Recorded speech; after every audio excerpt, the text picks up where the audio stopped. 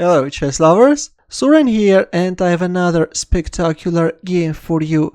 With the white piece is playing Efim Geller and his opponent is Mikhail Tal. The game was played in 1975 in Moscow.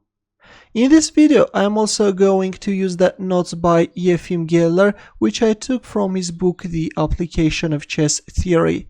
Before watching the video, if you are new to my channel, please consider subscribing for more games.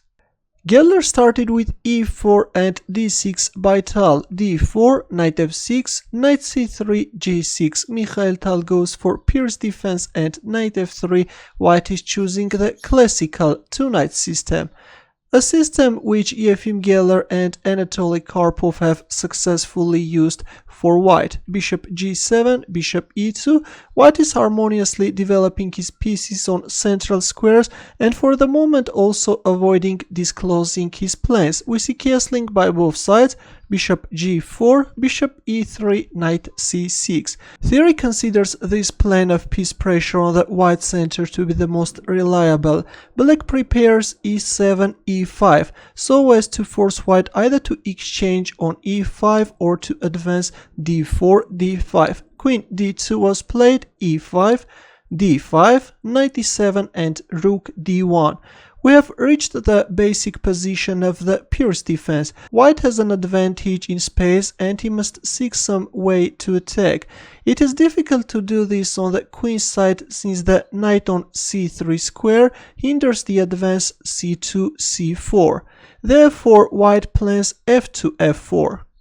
And black too must aim for f7, f5, since he has no other plan. Bishop d7 was played, knight d1, white is opening up the pawn's path, knight g4, bishop takes g4, bishop takes g4. Now the rook on d1 is hanging. First we see f3, and after kicking away the bishop we see f4. E takes f4, bishop takes f4 and f5. Black is trying to free his position. Knight f3. White is creating in the first instance the threat of e5, after which black will have no compensation for his numerous weaknesses. Therefore his reply is practically forced. We see f takes e4, knight takes e4, bishop g4. Black is freeing this d7 square for the queen. Now comes rook e1, queen d7, knight g5. There is a huge weakness in black's camp and the knight is now eyeballing on e6 square, rook e8. Of course, capturing on b2 is also playable, though after h3, bishop takes f3, rook takes f3, bishop e5.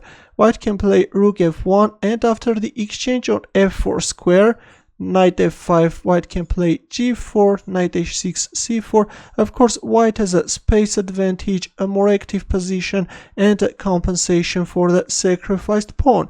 That's why after knight g5, Mikhail Tal didn't go for that bishop takes b2 move. Instead he played rook e8, c4, knight c8, knight d4. We see the exchange of rooks on e1 square, rook e8, and we also see the exchange of second pair of rooks. h3, white is both kicking away the bishop and at the same time is opening up a loop for the king. Knight e6, bishop takes e6, knight takes e6. The pawn on c7 is now under attack. Queen f7 was played and b3. Though black managed to exchange the rooks and simplify the position, but strategically his position is still lost. Therefore, realizing the futility of standing still, black sacrifices a pawn in an attempt to gain counterplay. Mikhail Tal played queen f6, allowing knight takes c7. Queen a1 check, king h2 and bishop d4. The bishop is coming to support white queen and mistake by Geller, queen e2. After this move, the engine already starts to evaluate the position as equal. Instead of playing queen e2, knight b5 is stronger.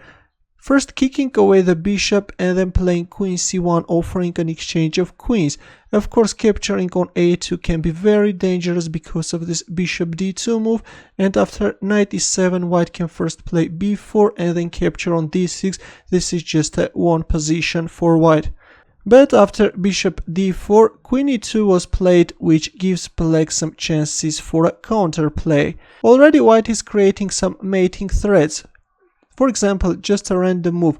Let's play a6, then let's see how black king can get checkmated, and then queen f8.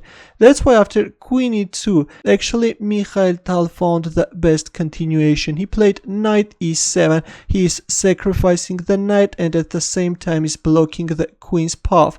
But of course the knight on e7 can't be captured because white king can get checkmated. If king g3 then queen f2 check, if king g4 then queen takes g2. Now if bishop g3 then h5 check. White king has now two options, king h4 and king f4. If king f4 then bishop e5 check, king e3. Let's have a quick look how black can win in this position. And then bishop d4 is very powerful, king takes d4 and then queen e2 check, winning white queen, and it's over. Or after h5 check, if king h4 then black can go for this mind-blowing queen sacrifice. Now if king g5 then bishop e3 check and then black king is getting checkmated.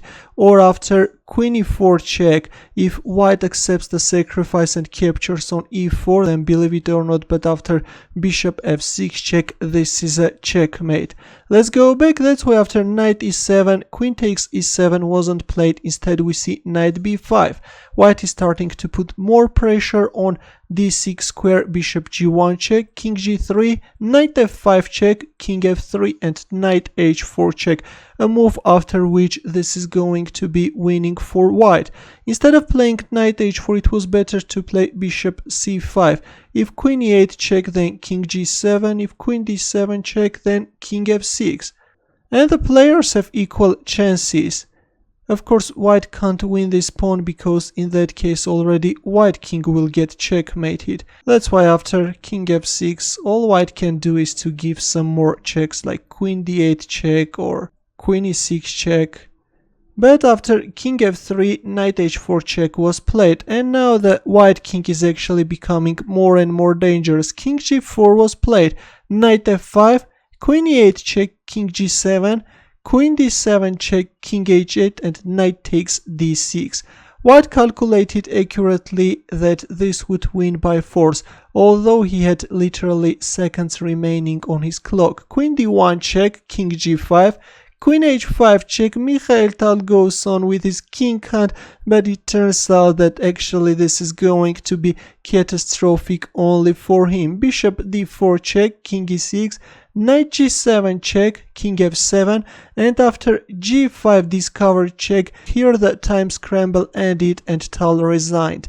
After king f8 there are no more checks, and the one who is in danger is black king. White is threatening knight f7 check. If h6, then bishop e5 is very strong. After bishop takes e5, white can win back the lost bishop, and then there is a mating threat. Black can prolong his resistance by playing queen e8 check, but after winning a piece, this is an easy win for white. A very dramatic game, I think. Of course, Mikhail Tal's position was very unpleasant. He went for that tricky counterplay, at some point managed to equalize the game, but made a mistake, and that king hunt turned out to be disastrous for him. Thanks for watching. Here are more suggestions for you, and for more games don't forget to subscribe to my channel. Good luck.